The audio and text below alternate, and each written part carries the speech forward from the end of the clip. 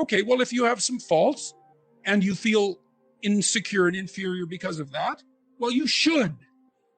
Now, it shouldn't be so much that you're crippled by it and unable to take action. You shouldn't be beating yourself into the ground because you're not everything you could be, because no one is. And if you beat yourself into the ground, then you can't get up and improve. But you have to differentiate. It's like, okay, to what degree am I being hard on myself? Counterproductively critical, hearing the voice of my too harsh and angry father in my head, Right. Adopting inappropriate stereotypical representations of masculine competence.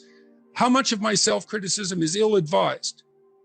Fair enough. And you want to deal with yourself with a certain amount of care. But then along with that, there's the, well, fix your weaknesses. You know, if you're ashamed of being ignorant, you're showing up at a party because, you know, you claim to knowledge that you don't have and someone exposes you. Well, you can be angry at them, and you probably will, but they've actually done you a favor. They pointed out an inadequacy is a pathway that you can travel down, right? A recognized inadequacy is, as soon it's such a gift in some sense, if it's accurate. I'm in it, because you think, well, what should I do? What should I do with my life? That's a real complicated question. Oh, here's an inadequacy. Excellent. You have a goal now. Rectify it. Now, you still have to think strategically and figure out how to rectify it and do it step by step. If you're angry about something in the world, well, you know, that's an indication that that's in some sense your problem, right? It's speaking to you in a moral sense. This shouldn't be that way. Well, maybe you're the person who should do something about it in some manner. Maybe it'll take your whole life to figure out how to do that. But it's bothering you for a reason. So the negative emotions can be a pathway to transformation. I'm not trying to romanticize them. They can crush you completely and leave you with nothing, right? For sure. And they can go badly astray. But shame, that's a good one. What am I ashamed of? Well, can you fix any of that? Because you might ask yourself, let's say you're so ashamed and so crushed that you're nihilistic and you can't see any hope for life. You're just done. You might think, well, what if I was less ashamed? Like, I'm not going to jump off the bridge today. I'm going to wait a year. I'm going to work on these things that I'm ashamed of. And just see, like, does my life improve enough so that I'm not so bitter about it now, or I'm not so hopeless about it now? And my experience has generally been that works. It works. And then some of it's practical knowledge too. It's like you can get a really long way with very small changes, incremental changes, micro habit changes. So aim low. Don't have big goals or big transformations. Well, you can, but the problem with a big goal is that it's daunting enough so that it might paralyze you, and there's a high probability of failure. And so imagine that you're your own child.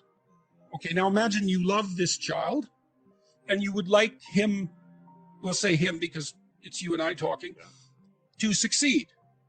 Now, you have an ideal for this child. You'd like him to grow up to be the best he can be, better than you. The best man he can be. That's what you want for your son. If the good part of you is talking. Yeah. You definitely want him to be better than you are, but you want him to be the best he could be. If your vision is unclouded. Okay, but then you offer him a goal. It's like, well, do this. Well, can he do it? Well, if he can do it without a second's thought, there's no challenge in it. There's no developmental impetus. It's not in the zone of proximal development. You want a goal that you can do, but that requires some improvement on your part.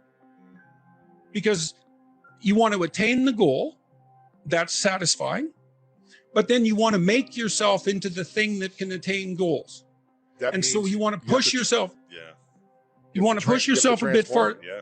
Yes. And there's an ample psychological literature that suggests that that's where maximal motivation is to be found. Interesting. So you're pursuing a goal, but you're also pursuing the goal of transforming yourself at the same time. You're doing both of those at the same time. I would say start where you can start. You know, if something announces itself to you, which is a strange way of thinking about it, as in need of repair, that you could repair, then hey, fix it. You fix 100 things like that, your life will be a lot different. Now, I often tell people too, fix the things you repeat every day, because people tend to think of those as trivial, right? You get up, you brush your teeth, you have your breakfast, you have your routines that you go through every day.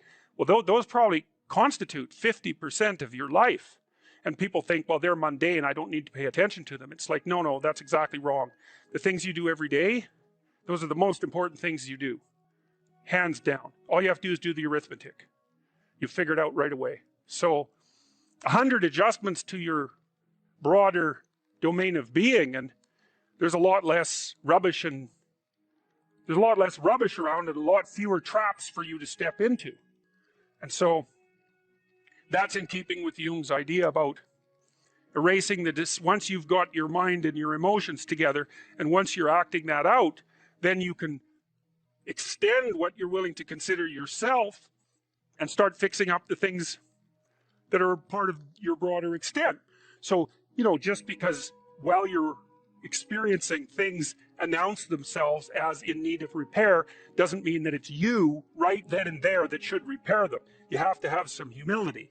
You don't walk up to a helicopter that isn't working and just start tinkering away with it. You have to stay within your domain of competence. But most of the time, if people look at their lives, it's a very interesting thing to do. I like the idea of the room, because you can do that at the drop of a hat. You go back to where you live and sit down and think, okay, I'm going to make this place better for half an hour. What should I do? And you have to ask, and things will just pop up like mad. And it's partly because your mind is a very strange thing. As soon as you give it a name, a genuine aim, it'll reconfigure the world in keeping with that aim. That's actually how you see to begin with. And so if you set it a task, especially, you have to be genuine about it, which is why you have to bring your thoughts and emotions together, and then you have to get them in your body so you're acting consistently. You have to be genuine about the aim, but once you aim, the world will reconfigure itself around that aim, which is very strange. I would say that you have to rectify an inadequacy when it's clearly an impediment to your goal, or you have to shift goals. But if you're shifting goals because of an inadequacy related impediment, then you have to ask yourself, is your desire to shift the goal reliable, or are you just taking the easy way out? You can protect yourself by picking a different goal that's more difficult. That's a good mental hygiene practice, because sometimes you should switch goals rather than rectifying inadequacies.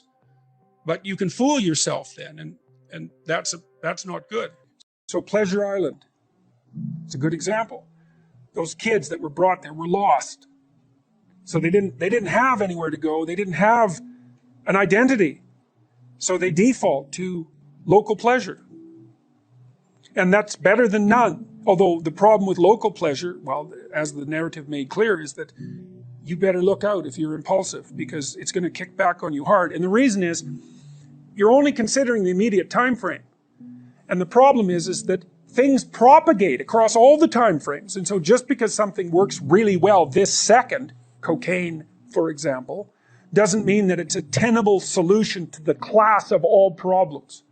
So often people pursue local pleasure because that's the best they can imagine. It's the best they've been taught. They don't see another alternative. So it can be ignorance. It can be they don't want to adopt the responsibility, because part of the problem with working at every level of the hierarchy simultaneously is that it's like dancing to a very complex waltz, let's say. You have to be paying attention to a very large number of things simultaneously and doing things right. It requires responsibility. And so, it's a pain. It's a weight. Part of the reason people drink alcohol is to get rid of their responsibility. I mean, you hear people drink because they have problems. It's like, no. Some people drink because they're anxious, and alcoholics drink because they're in withdrawal. But young people drink because they're sick and tired of being responsible, because it's annoying. It's like, so I'll drink enough, I won't care about the medium to long-term consequences, because alcohol, that's exactly what alcohol does. It doesn't make you ignorant of the medium to long-term consequences, but it makes you not care about them. And partly it's because it dampens anxiety. So it dampens anxiety, leaves your positive emotion circuits intact, so then you can go out there and do stupid, fun things. And that's a party, really. Let's go do stupid, fun things. That's a party. But the medium to long-term consequences it's risky.